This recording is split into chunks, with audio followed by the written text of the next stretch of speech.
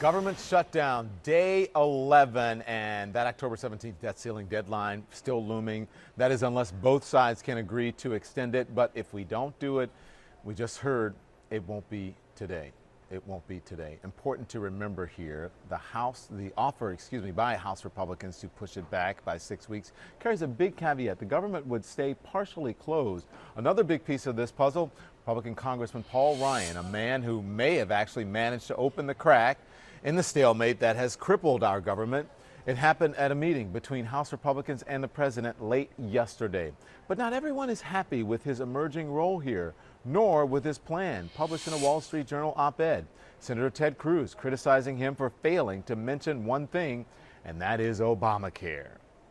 Can they all get on one page? Let's see. Joining us now is Chris Kofinas, who's a Democratic strategist and a former communications director for John Edwards, and probably a good person to answer that question. Can they all get on one page? It's S.E. Cupp, the host of CNN's Crossfire.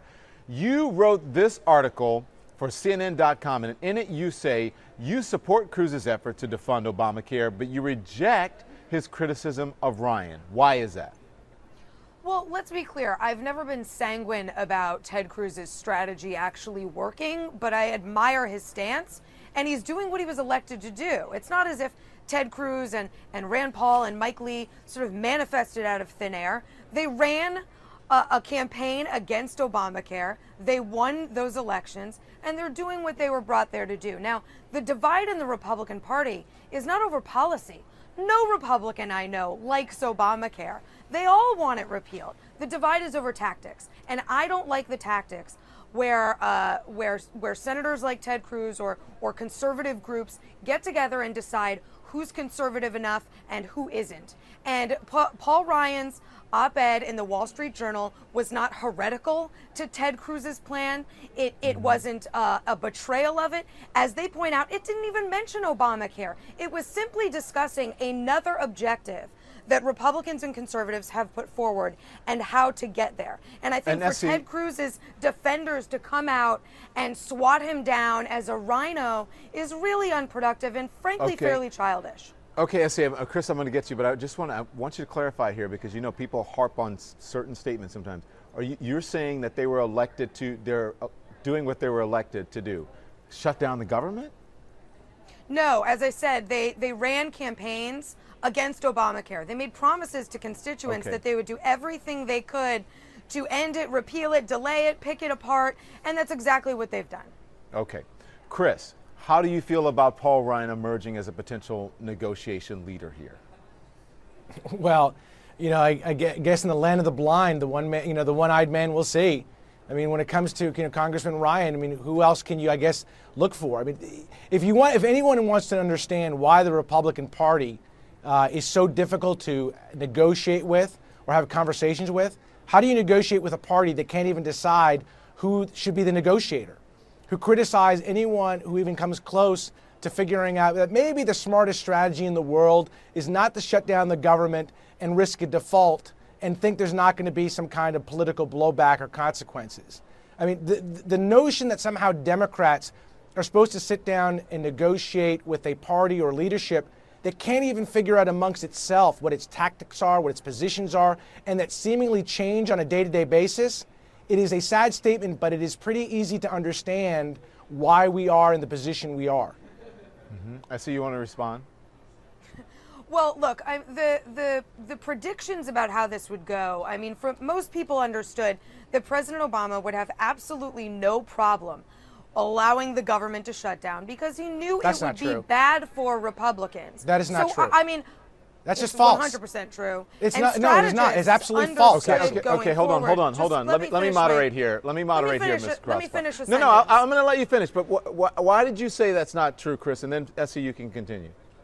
Why does anyone think the President of the United States would sit there and get some joy out of the fact that the government would shut down? The reality is the president.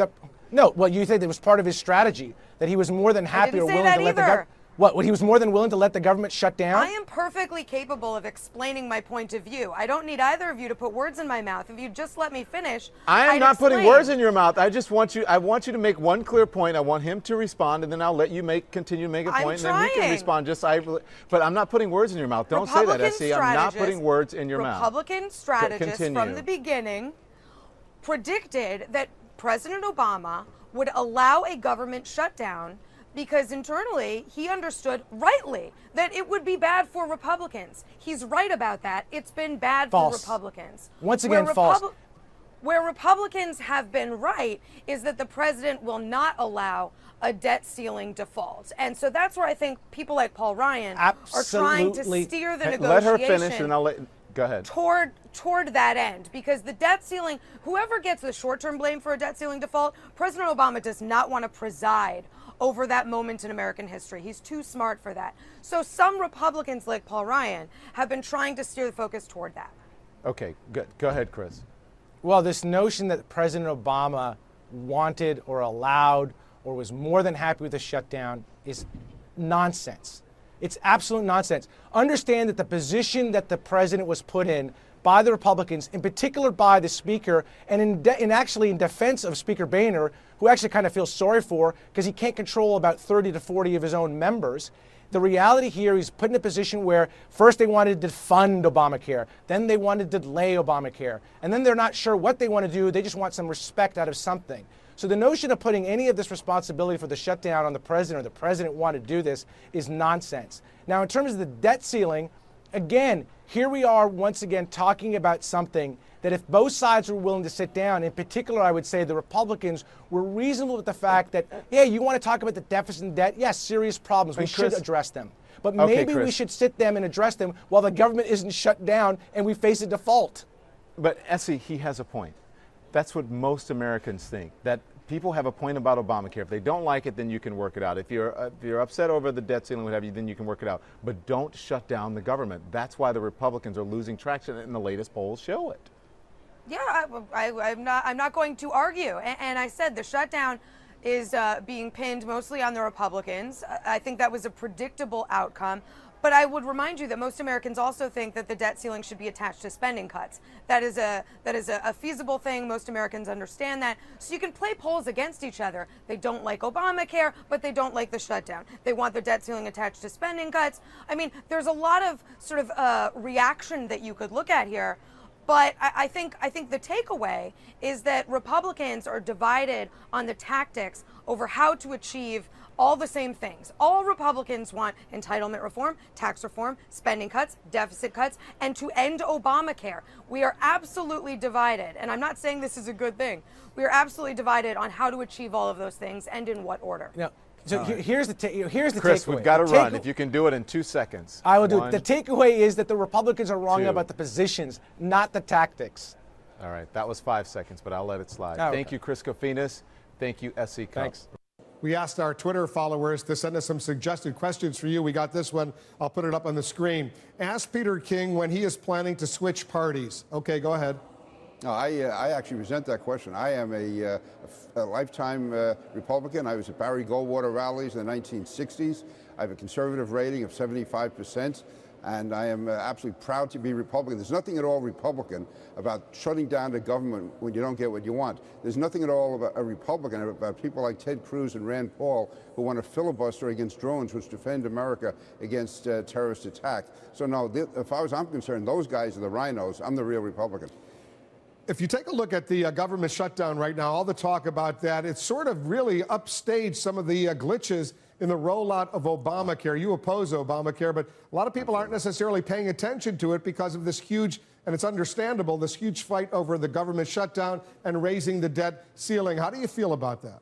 I think President Obama should send a campaign contribution to Ted Cruz. He has done more to boost, to help Obamacare than anyone. I mean, the numbers on Obamacare have gone up by about 7% during the worst week that it should be having because of such a terrible, terrible breakout that it had. It was just terrible. And yet all the attention was on the government shutdown. And so, again, Ted Cruz wanted to stop Obamacare. They wanted to defund it. That's what his supporters wanted to do.